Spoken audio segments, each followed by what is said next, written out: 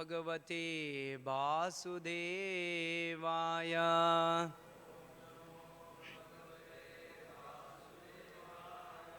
ओम नमो भगवते वासुदेवाय।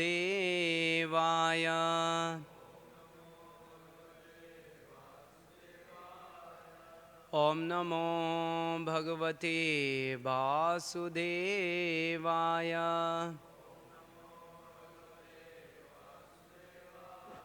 हरे कृष्ण।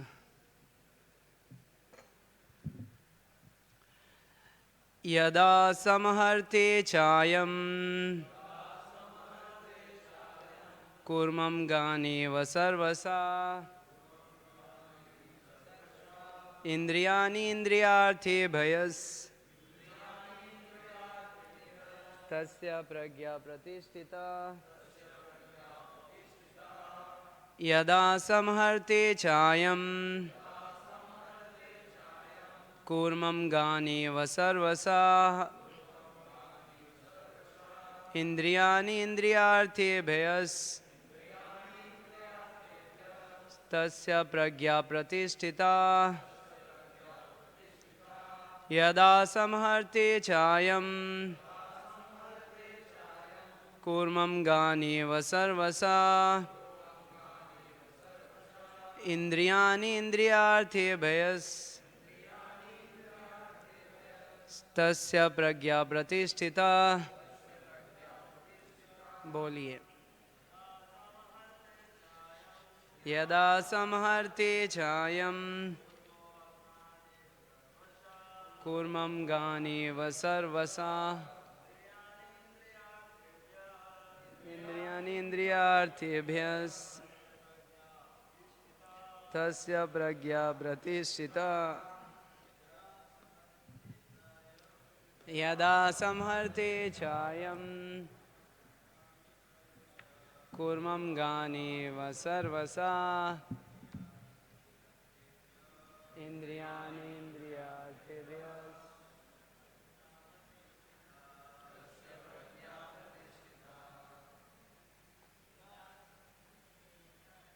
यदा संहर्ते चायं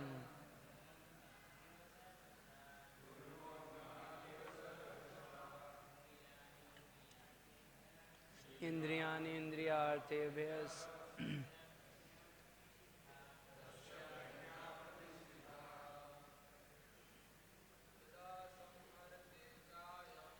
यदा संहर्ते चायं कूर्मं गानेव सर्वसा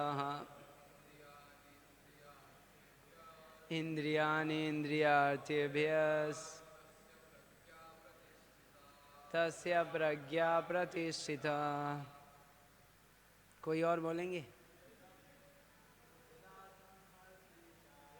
यदा संहर्ते चायं कूर्मं गानेव सर्वसा इंद्रियाणि इंद्रियार्थेभ्यस् तस्य प्रज्ञा प्रतिष्ठिता।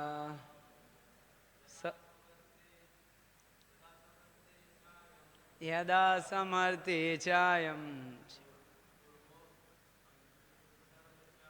कूर्मं गानेव सर्वसा इंद्रियाणि इंद्रियार्थेभ्यस् तस्य प्रज्ञा प्रतिष्ठिता। शब्द का अर्थ यदा जब, संहर्ते समेट लेता है, च भी, अयम यह, कूर्मा कछुआ, अंगानि अंग, एव सदृश, सर्वसा एक साथ, इंद्रियाणि इंद्रिया, इंद्रिया आर्थेभ्य इंद्रिया विषयों से, तस्या उसकी, प्रज्ञा चेतना, प्रतिष्ठिता स्थिर, अनुवाद और तात्पर्य ही डिवाइन ग्रेस श्रील एसी भक्ति वेदांत स्वामी प्रभुपाद जी के द्वारा। श्रील प्रभुपाद की जय। जिस प्रकार कछुआ अपने अंगों को संकुचित करके खोल के भीतर कर लेता है, उसी तरह जो मनुष्य अपने इंद्रियों को इंद्रिया विषयों से खींच लेता है, वह पूर्ण चेतना में दृढ़ता पूर्वक स्थिर होता है। किसी योगी भक्त या आत्म सिद्धि व्यक्ति की कसौटी यह है कि वह अपनी योजना के अनुसार इंद्रियों को बस में कर सके, किंतु अधिकांश व्यक्ति अपने इंद्रियों के दास बने रहते हैं और इंद्रियों के ही कहने पर चलते हैं। ये है उत्तर इस प्रश्न का कि योगी किस प्रकार स्थित होता है। इंद्रियों की तुलना विषैले सर्पों से की गई है। वे अत्यंत स्वतंत्रता पूर्वक तथा बिना किसी नियंत्रण के कर्म करना चाहती हैं। योगी या भक्त को इन सर्पों को वश में करने के लिए एक सपेरे की भांति अत्यंत प्रबल होना चाहिए। वह उन्हें कभी भी कार्य करने की छूट नहीं देता। शास्त्रों में अनेक आदेश हैं, उनमें से कुछ करो तथा कुछ ना करो से संबंध है। जब तक कोई इन करो या ना करो का पालन नहीं कर पाता और इंद्रिया भोग पर संयम नहीं बरतता है, तब तक उसका कृष्ण भावनामृत में स्थिर हो पाना असंभव है। यहाँ पर सर्वश्रेष्ठ उदाहरण कछुए का है। वह किसी भी समय अपने अंग समेट सकता है और पुनः विशिष्ट उद्देश्यों से उन्हें प्रकट कर सकता है। इसी प्रकार कृष्ण भावना भावित व्यक्तियों की इंद्रियां भी केवल भगवान की विशिष्ट सेवाओं के लिए काम आती हैं, अन्यथा उनका संकोच कर लिया जाता है। अर्जुन को उपदेश दिया जा रहा है कि वह अपनी इंद्रियों को आत्मतुष्टि में ना करके भगवान की सेवा में लगाएं। अपनी इंद्रियों को सदैव भगवान की सेवा में लगाए रखना कूर्म द्वारा प्रस्तुत दृष्टांत के अनुरूप है, जो अपनी इंद्रियों को समेटे रखता है। हरे कृष्ण।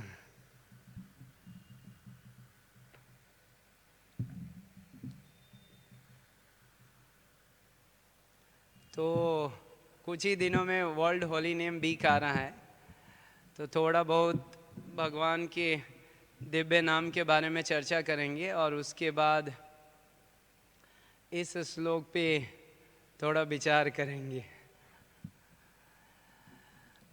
तो भागवतम के छठे स्कंद में अजामिल की कथा आती है और वहाँ पे बताया गया है कि भगवान के नाम लेने से क्या लाभ है। और छठे स्कंद के दूसरे अध्याय का अंतिम श्लोक है, म्रियमानो हरे नामा गिरनन पुत्र उपचारितो अजामिलो अपि अगाधामा किमुता सरदया गिरनन। इसमें बताया गया है कि मरते हुए अजामिल ने, म्रियमानो हरे नामा, मरते हुए अजामिल ने क्या किया? भगवान का नाम लिया। गिरनन पुत्र उपचारितो, वो भगवान को बुलाए नहीं, नारायण उनके पुत्र का नाम था। नारायण भगवान का नाम है, लेकिन उन्होंने नाम दिया था अपने पुत्र को।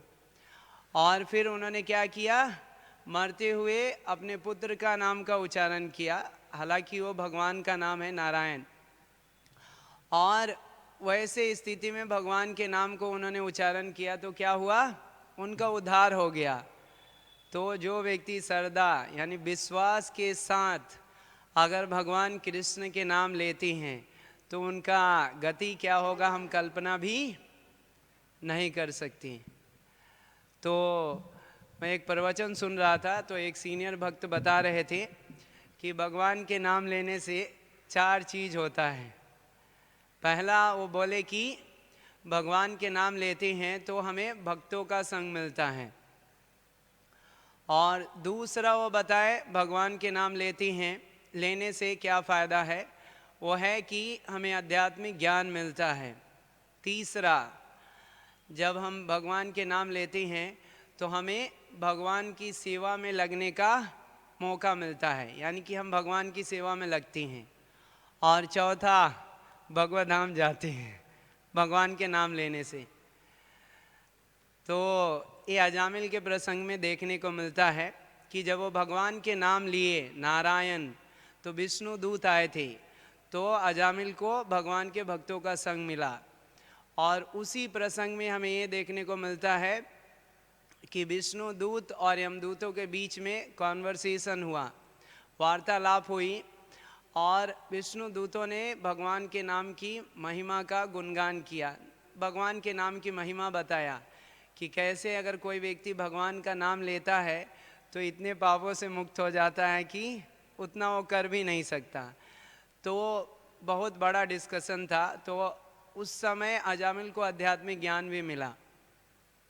और फिर क्या हुआ, अजामिल जब विष्णु दूत यमदूत दोनों डिसअपियर हो गए, चले गए वहाँ से, तो अजामिल क्या किए, बहुत रेग्रेट किए, रिपेंट किए कि अरे मैं कितना नीच गंदा व्यक्ति हूँ कि मैं ब्राह्मण था, भगवान के शालिग्राम शिला की पूजा करता था, मेरे पत्नी थी, माता पिता थे, सबको छोड़ के वेश्या के साथ में रहने लगा और हर प्रकार के पाप कर्म किए मैंने। लेकिन भगवान इतने दयालु हैं कि अंत समय पे वो विष्णु दूतों को भेज दिए मुझे बचाने के लिए। तो बहुत रिपेंट किए, रेग्रेट किए। और उसके बाद अजामिल कहाँ गए, हरिद्वार। और हरिद्वार जाके भगवान की भक्ति किए। और भक्ति करने के बाद उनका हृदय मन सब शुद्ध हो गया। और उसके बाद वैकुंठ से विमान आया और वो कहाँ चले गए, भगवत धाम। तो देखिए भगवान का नाम है हरे कृष्णा कृष्ण कृष्ण हरे हरे, हरे राम राम राम हरे हरे। तो भगवान का नाम और भगवान में कोई अंतर नहीं है। वो पद्म पुराण का श्लोक है ना, नाम चिंतामणि कृष्ण चैतन्य रस विग्रह नित्य शुद्ध पूर्ण मुक्ताभिनत्वा नाम नामी। तो ये चिंतामणि, तो इस संसार में हर व्यक्ति को चिंता रहता है पैसे के बारे में, लेकिन भगवान का नाम चिंतामणि से भी ऊपर है। जो गोलोक वृंदावन धाम है वो चिंतामणि से बना है। ब्रह्मा जी बोलते हैं ना, चिंतामणि प्रकर सद्मसु कल्प वृक्ष। तो ये चिंतामणि, इसको बोलते हैं विश फुलफिलिंग जेम्स। एक पत्थर होता है जिसमें इतनी शक्ति होती है कि किसी भी व्यक्ति की कोई भी इच्छा को पूर्ण कर सकता है। तो भगवान कृष्ण का जो नाम है वो भगवान से अभिन्न है। तो अगर पत्थर में इतना शक्ति है तो भगवान में कितना शक्ति हम कल्पना भी नहीं कर सकते। और भागवतम के दूसरे स्कंद में सुखदेव गोस्वामी एक बहुत ही सुंदर श्लोक बोलते हैं जिसमें नाम की महिमा बताया गया है। एतन्निर्विद्यमानानाम् इच्छतामकुतो भयं योगिनां निर्पानिर्नितं हरे नामानुकीर्तनम। तो इसका अर्थ है, सुखदेव गोस्वामी बोलते हैं कि अगर व्यक्ति को इस भौतिक संसार का हर वस्तु चाहिए और भौतिक संसार का कोई भी वस्तु नहीं चाहिए और उसको मुक्ति चाहिए, तो उसको क्या करना चाहिए, हरे नामानु कीर्तनम, भगवान श्री कृष्ण के नाम का कीर्तन करना चाहिए। और भागवतम का जो अंतिम श्लोक है, नाम संकीर्तनम यस्य सर्व पाप प्रणाशनम प्रणामो ही दुख समनस्तम नमामि हरिम परम, उसमें बताया गया है कि नाम संकीर्तनम यस्य सर्व पाप प्रणाशनम, भगवान के नाम संकीर्तन में लगने से और भगवान को प्रणाम करने से व्यक्ति सारे भौतिक कलमश पाप जो भी है उन सब से मुक्त हो जाते हैं। और चैतन्य चरितामृत पढ़ेंगे आप, आदि लीला, वो अध्याय 5 या 6, प्रकाशानंद सरस्वती और महाप्रभु का जो संवाद है, तो उस समय तात्पर्य में उसी चैप्टर के एक श्लोका के तात्पर्य में प्रभुपाद जी लिखती हैं कि ये जो सारा जो ग्रंथ है भागवतम भगवत गीता सब कुछ मैंने इसके लिए लिखा ताकि लोग भगवान कृष्ण के नाम ले। तो प्रभुपाद जी मतलब लिखते हैं वहाँ पे कि ये मेरे सारे पुस्तक लिखने के पीछे उद्देश्य क्या है कि लोग भगवान कृष्ण का नाम जप करें। और भागवत में यह श्लोक आया है, नामानि अनंतस्य यशो अंकितानि यस सुनवंती गायंती गृणंती साधवा। ये पहला स्कंद का है। तो ये जो भागवतम है, नामानि अनंतस्य, अनंत भगवान कृष्ण है, तो उनके नामों का ग्लोरिफिकेशन है, महिमा का वर्णन किया गया है पूरे भागवतम में। तो चैतन्य चरितामृत में एक बहुत सुंदर श्लोक है जिसमें कहा गया है, कली काले कृष्ण नाम रूपे अवतार, नाम हैते हैले सर्व जगत निस्तार, सदा नाम ले ये लाभे त संतोषा, यही त सिद्धांत करे भक्ति धर्म पोषा। कि कलयुग में भगवान कृष्ण कैसे प्रकट हुए हैं? नाम के रूप में। और नाम लेने से हम सारे कलम से मुक्त हो जाएंगे। लेकिन क्या होता है कि बहुत सारे लोग नाम जप करते हैं लेकिन उनके अंदर विश्वास और ज्ञान इसकी कमी होती है, जिसके कारण क्या है कि उनको फल मिलता है लेकिन उस स्तर का फल नहीं मिलता है जब कोई शुद्ध भक्त भगवान का नाम लेता है, और जब कोई हम जैसे लोग भगवान का नाम लेते हैं, हमें पता ही नहीं भगवान कौन है। भागवतम में व्यासदेव बोलते हैं, जन्म आदि अस्य यतः, कि कृष्ण वो व्यक्ति हैं, वो कारण है, स्रोत है इस सृष्टि के उद्गम पालन और संहार की। और केवल एक ही सृष्टि के नहीं, अनगिनत इतना ब्रह्मांड है जिसको हम गिन भी नहीं सकते, वो सबके स्रोत हैं। भगवान उद्गम है इन सब चीज़ों के।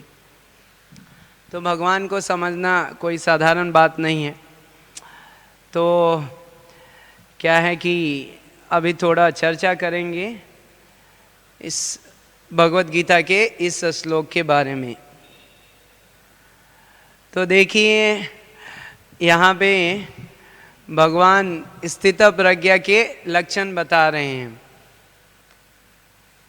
अर्जुन ने प्रश्न पूछा कि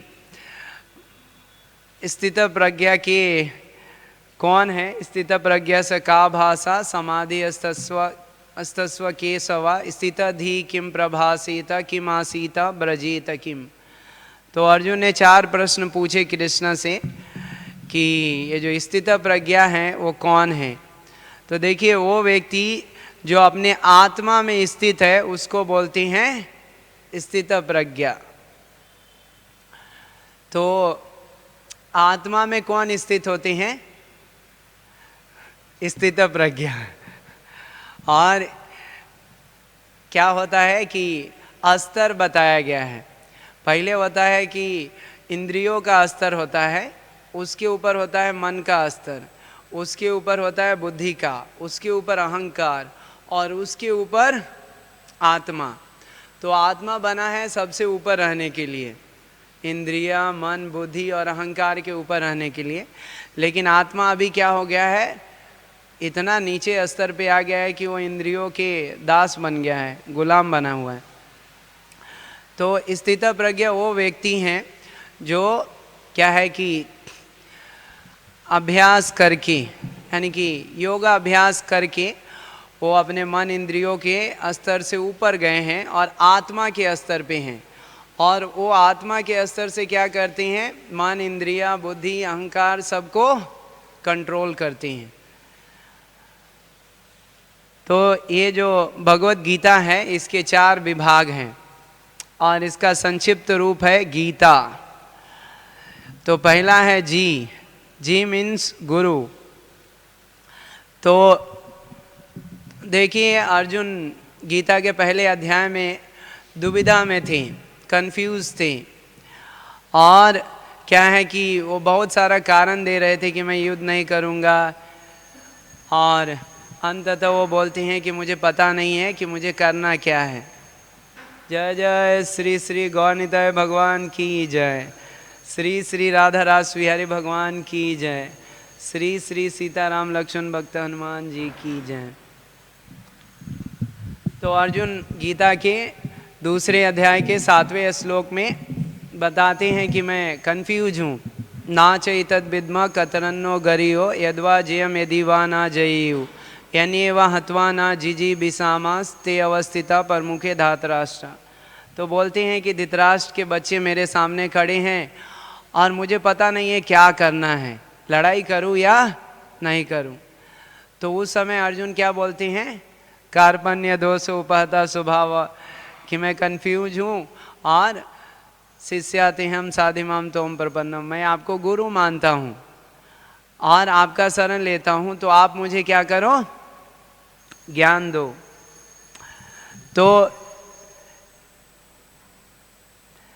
तो दुविधा जो होती है, कंफ्यूजन, उसका एंड कब होता है, वो कब खत्म होता है, जब हम गुरु के शरण में जाते हैं। और ये जो दुविधाएं होती हैं ये कैसे आती हैं, तो इसका कारण है देह आत्मा बुद्धि का जो मनोभाव है, जो कंसेप्शन है ना, बॉडी माइंड बॉडी और सोल का जो कंसेप्शन है। जब व्यक्ति देह आत्मा बुद्धि में पूरी तरह से मग्न रहता है तो क्या होता है कि वो सोचता है कि मैं नियंता हूँ, मैं स्वामी हूँ और मैं भोगता हूँ। वो भगवान को नहीं मानता है, अपने आप को ही भगवान मानता है। और कृष्ण भावनामृत में बताया जाता है हम कौन हैं, हम दास दास अनुदास हैं, केवल दास नहीं, दास दास अनुदास। और भगवान कौन है, नियंता है, स्वामी है और भोगता है। तो ये जो क्या होता है कि जब व्यक्ति सेल्फ ऑब्जर्व रहता है, देह आत्मा बुद्धि में रहता है मग्न, तो अपने आप को वो सोचता है कि मैं भोक्ता, इंजॉयर, भोक्ता हूँ, स्वामी हूँ, नियंता हूँ, जिसके कारण क्या होता है कि उसके मन के अंदर अनगिनत भौतिक इच्छाएं आती हैं, एक दो नहीं, अनगिनत। और क्या होता है कि ये भौतिक इच्छाओं का जो स्वभाव है वो क्या है कि वो एक दूसरे से स्पर्धा करती हैं। मतलब मानो कि अभी मुझे एक इच्छा है, वृंदावन जाना है, लेकिन दूसरा इच्छा उसी समय आता है मायापुर जाना है, उसके बाद कहीं और जाना है, कहीं और जाना है, 100 इच्छा एक बार में आता है। तो क्या है, कंफ्यूज हो जाऊंगा। एक इच्छा है तो क्लियर हूँ ना कि हाँ मुझे यहाँ जाना है, लेकिन 1000 इच्छा एक बार में आ गया तो क्या करूँगा, तो कंफ्यूज हो जाऊँगा। तो क्या होता है कि व्यक्ति एक्सटर्नली और इंटरनली, अंदर से बाहर से कंफ्यूज क्यों हो जाता है, क्योंकि ये भौतिक इच्छाएं जो होती है ये क्या करती है, एक दूसरे से कॉन्फ्लिक्ट होता है इनका। मटेरियल डिज़ायर का जो नेचर है कि वो कॉन्फ्लिक्ट करती हैं। वो एक इच्छा है ना, वो बोलेगा पहले मैं मुझे पूरा करो, लेकिन दूसरा बोलेगा मुझे, तीसरा बोलेगा मुझे। तो क्या है कि ये बहुत ही सटल है। तो ये क्या होता है कि व्यक्ति को कंफ्यूज कर देता है, तो व्यक्ति समझ नहीं पाता है कि करना क्या है। तो दुविधाओं को खत्म करने का जो तरीका है वो क्या है, दिव्य बुद्धि का शरण लेना, भौतिक बुद्धि का नहीं। और उसका विधि क्या है, शरणागत होके। तो पहला ज्ञान, पहला आध्यात्मिक ज्ञान है कि मैं क्या हूं, मूर्ख नंबर 1, पहला आध्यात्मिक ज्ञान है। और क्यों मैं मूर्ख हूं, क्योंकि मुझे पता नहीं मैं कौन हूं, मेरी पहचान क्या है वो मुझे पता नहीं है। लेकिन जब हम जानते हैं कि मैं आत्मा हूं तो क्या होता है, तब हमें पता चलता है कि मेरा कुछ कर्तव्य है। तो हर व्यक्ति का इस संसार में 2 कर्तव्य हैं, 2 ड्यूटी होता है। पहला क्या है, हाँ, तो 2 ड्यूटी है, 2 धर्म हैं। एक को बोलते हैं स्वधर्म और दूसरा है नित्य धर्म।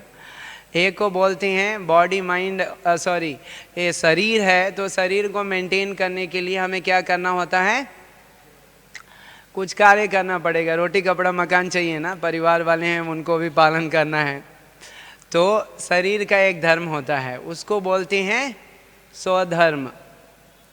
और दूसरा धर्म है आत्मा का, उसको बोलते हैं नित्य धर्म। तो ये आत्मा का जो धर्म है वो क्या है?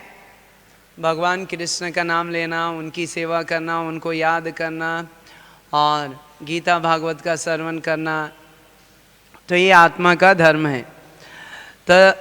तब क्या होता है कि जब व्यक्ति इन दो धर्मों के पालन में, गुरु के अधीनता, गुरु के अंडर में, गुरु के निर्देश में जो भी व्यक्ति इन दो धर्मों के पालन में एकदम दक्ष हो जाता है, तो क्या होता है? स्थित प्रज्ञा के स्तर पे स्थित हो जाता है। और उस समय वो क्या होता है? आत्मा राम हो जाता है, सेल्फ रियलाइज्ड हो जाता है, सेल्फ सेटिस्फाइड हो जाता है और फिर दुविधाओं से मुक्त होता है।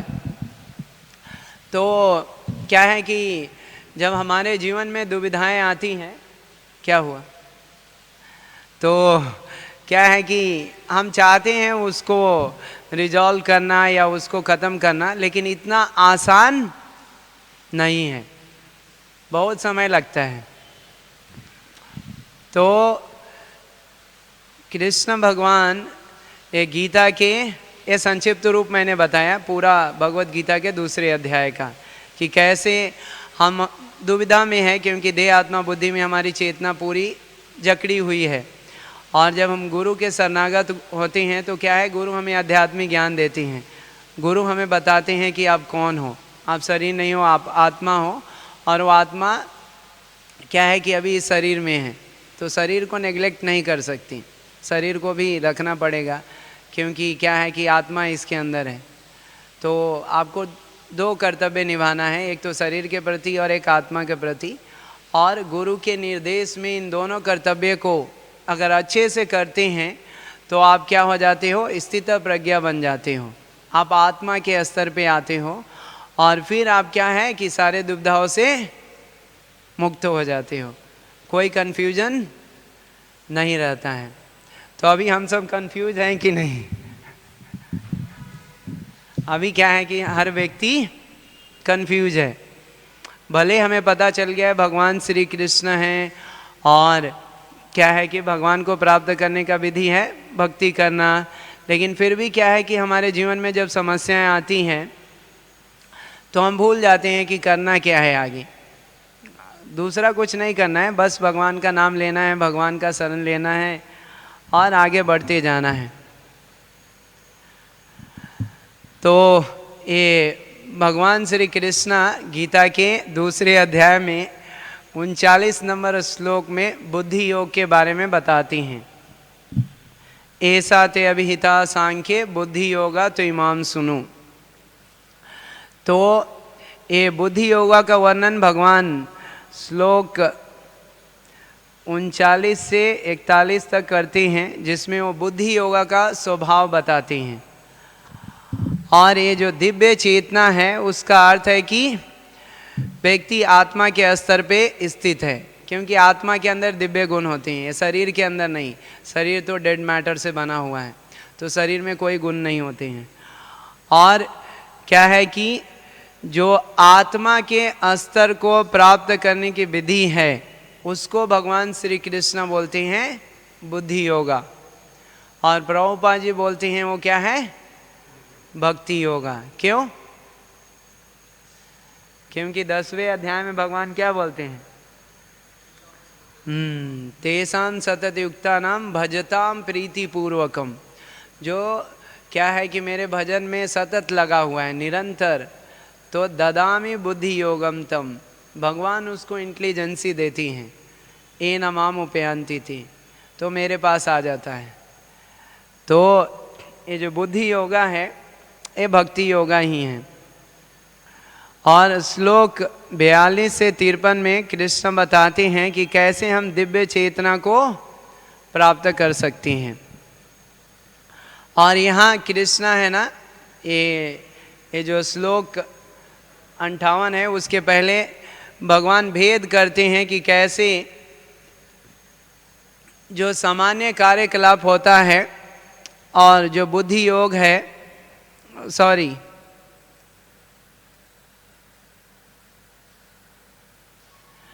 बुद्धि योग और सामान्य कार्यकलाप में कृष्ण भेद करते हैं, जिसका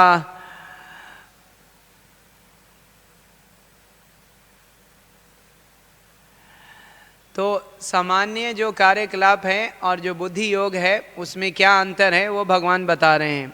देखिए हर दिन व्यक्ति कार्यकलाप करते हैं, जैसे हम लोग भी भगवान का नाम लेते हैं, गीता भागवत श्रवण करते हैं और भगवान की सेवा करते हैं।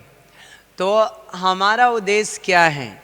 हमारा उद्देश्य ये नहीं है कि मैं सुखी बनूं, ये हमारा उद्देश्य नहीं है। हमारा उद्देश्य क्या है? कृष्ण को प्रसन्न करना, क्योंकि भक्ति का अर्थ होता है भगवान श्री कृष्ण को समसिद्धिर हरितोषनम, कैसे भगवान को प्रसन्न करना है। तो जो भक्त होते हैं और जो कर्मी होते हैं उनमें यही फर्क होता है कि कर्मी कोई भी कार्य करता है किसके लिए? अपने लिए, कि इसको करूँगा तो मुझे इतना पैसा मिलेगा, इसको खाऊंगा आनंद आएगा, इसको देखूंगा आनंद आएगा। तो कर्मी जो होते हैं वो क्या करते हैं? अपने लिए कोई भी कार्य करते हैं। लेकिन जो भक्त होते हैं वो किसके लिए कार्य करते हैं? कृष्ण की प्रसन्नता के लिए। तो भगवान ये फर्क दिखा रहे हैं।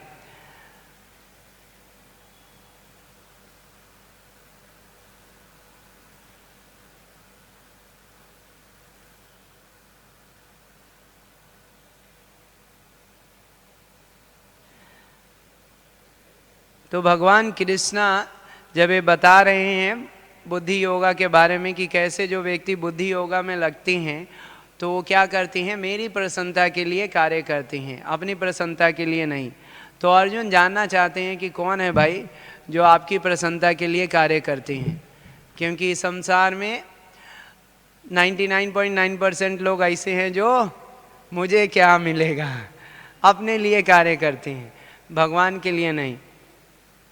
तो अर्जुन जानना चाहते हैं कि कौन व्यक्ति हैं जो भगवान की प्रसन्नता के लिए कार्य करना चाहते हैं और उनकी लक्षण क्या है।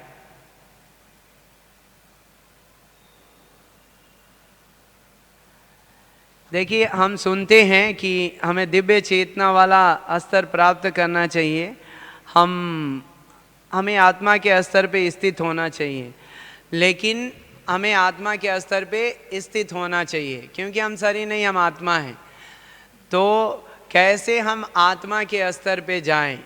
केवल सुन लेने से कि मैं शरीर नहीं मैं आत्मा हूँ, कोई आत्मा नहीं बन जाता।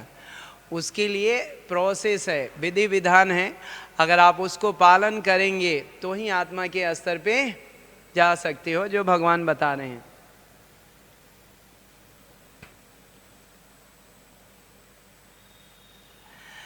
तो देखिए क्या है कि लक्षण होता है, जैसे क्या है कि कोई व्यक्ति आत्मा के स्तर पे चला गया है और आत्मा के स्तर पे जाने का जो लक्षण है वो क्या है? गीता के दूसरे अध्याय के पहले श्लोक के तात्पर्य में प्रभुपाद जी लिखते हैं, वो बोलते हैं कि जो व्यक्ति, एक सेकेंड वो पढ़ता हूँ है बेटी।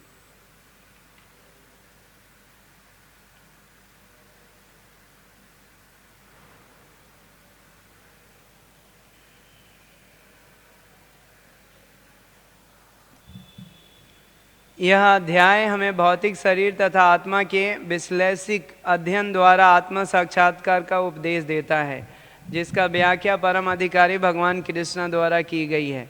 यह साक्षात्कार तभी संभव है जब मनुष्य निष्काम भाव से कर्म करे और आत्मा के बोध को प्राप्त हो।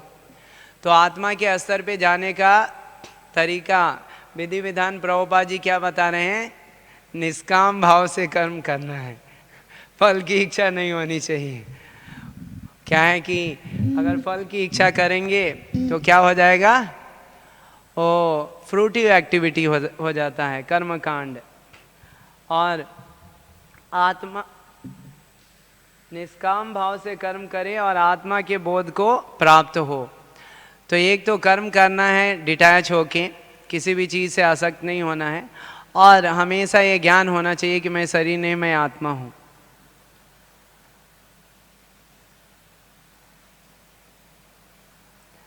तो क्या है कि संसार में आप देखेंगे हर व्यक्ति का लक्षण होता है। किसी भी व्यक्ति को पहचानने का तरीका क्या है? और उसके कार्यकलाप भी। समझ गए? तो अर्जुन ने प्रश्न पूछा कि ये जो स्थित प्रज्ञा है वह कैसे बोलता है, उसका लक्षण क्या है, वह कैसे बैठती हैं, वह कैसे चलती हैं और बात करती हैं। तो देखिए ये अर्जुन का प्रश्न था, लेकिन आचार्य लोग बहुत ही गहराई में जाके उसका गहरा मीनिंग भी समझाते हैं। तो क्या होता है कि संसार में हर व्यक्ति का लक्षण होता है। अमीर व्यक्ति है तो उसके गले में सोने का चैन रहेगा, वो कार में घूमता है, और उसके रहन सहन से हम समझ जाते हैं कि ये व्यक्ति अमीर व्यक्ति है। और गरीब व्यक्ति को भी जानने के लिए कोई ज़्यादा समस्या नहीं है। और उसी तरह क्या है कि जो विद्वान व्यक्ति होते हैं और जो मूर्ख व्यक्ति होते हैं, तो दोनों व्यक्ति हैं, लेकिन जब ये बोलना शुरू करते हैं तो हमें पता चलता है कि कौन कौन है, कौन विद्वान है, कौन मूर्ख है।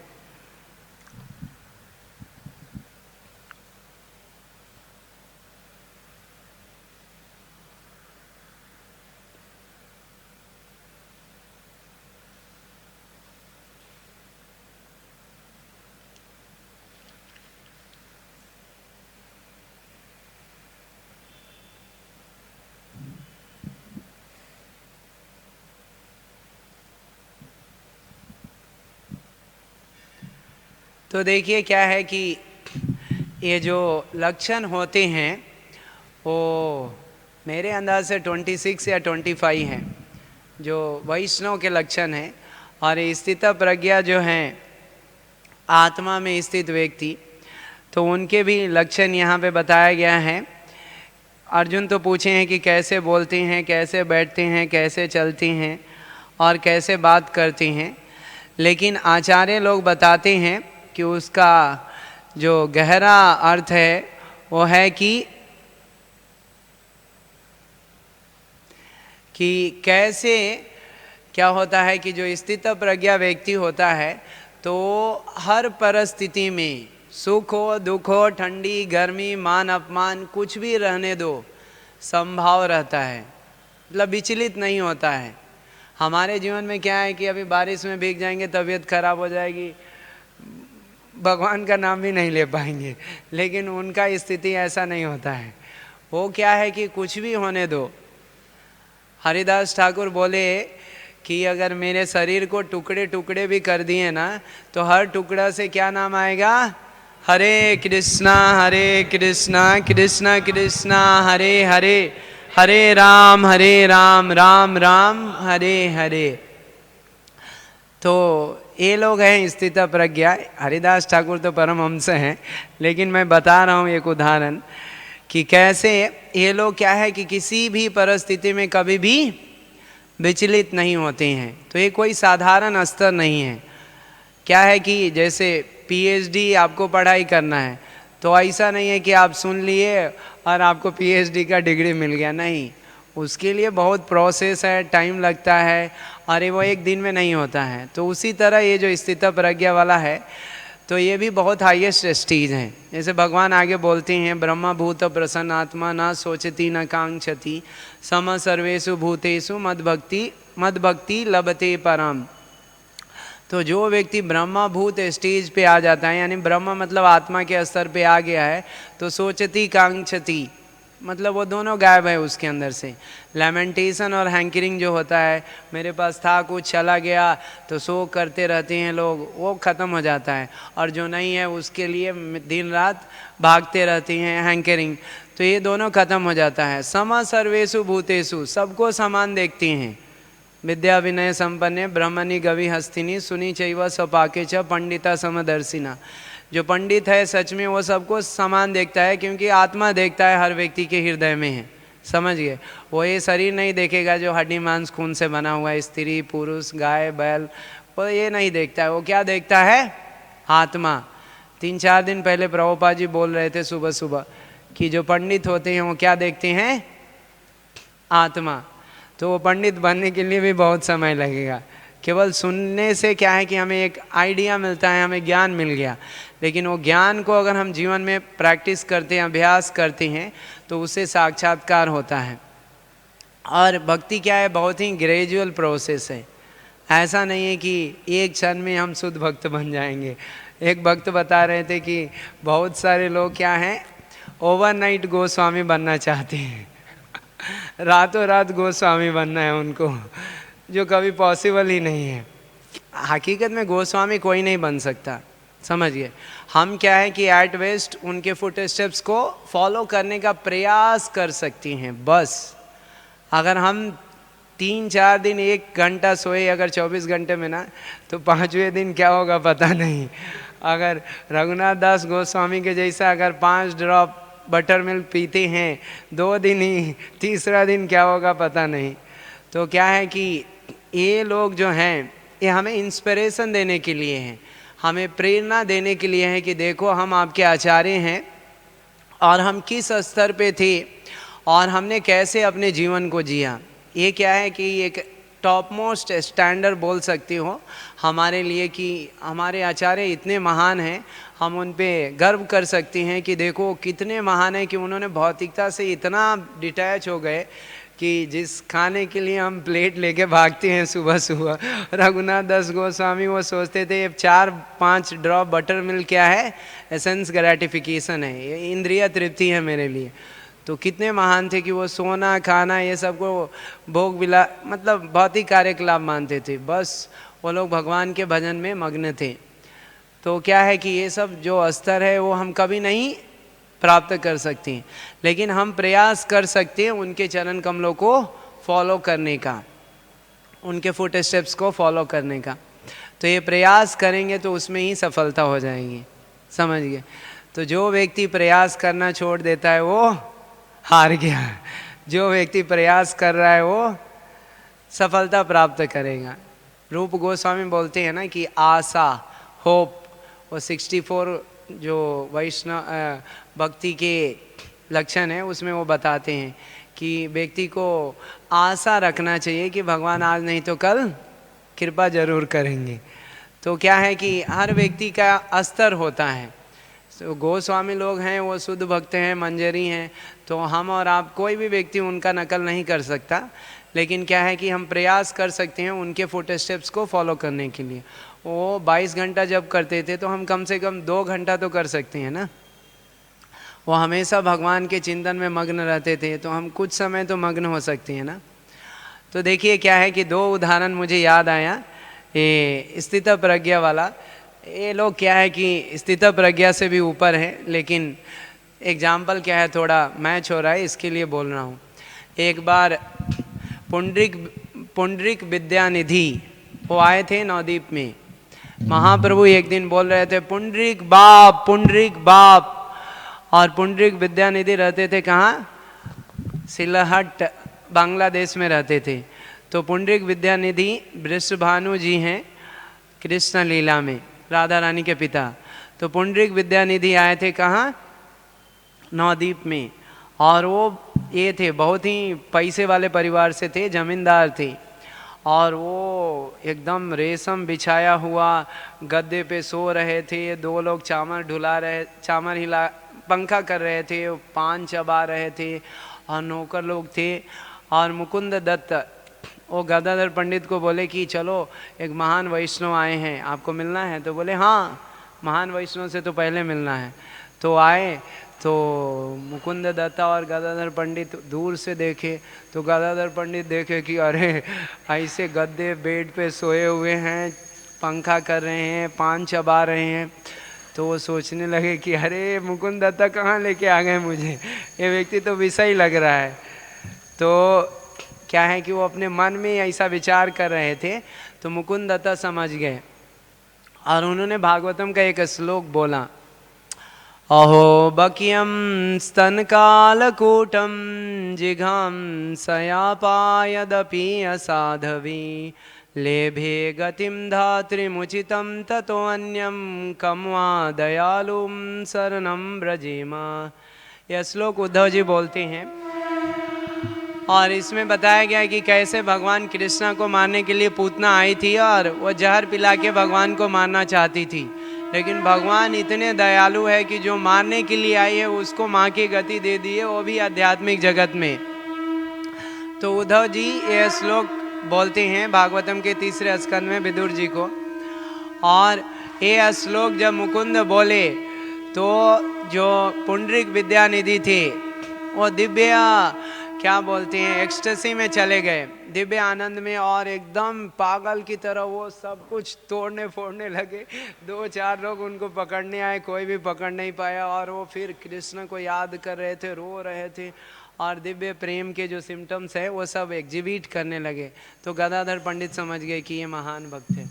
जय जय श्री श्री गौरनिताय भगवान की जय, श्री श्री राधा रास हरि भगवान की जय, श्री श्री सीताराम लक्ष्मण भक्त हनुमान जी की जय, श्रीमद् भगवद गीता की जय। निताई गौर प्रेमानंदे हरि हरि बोल।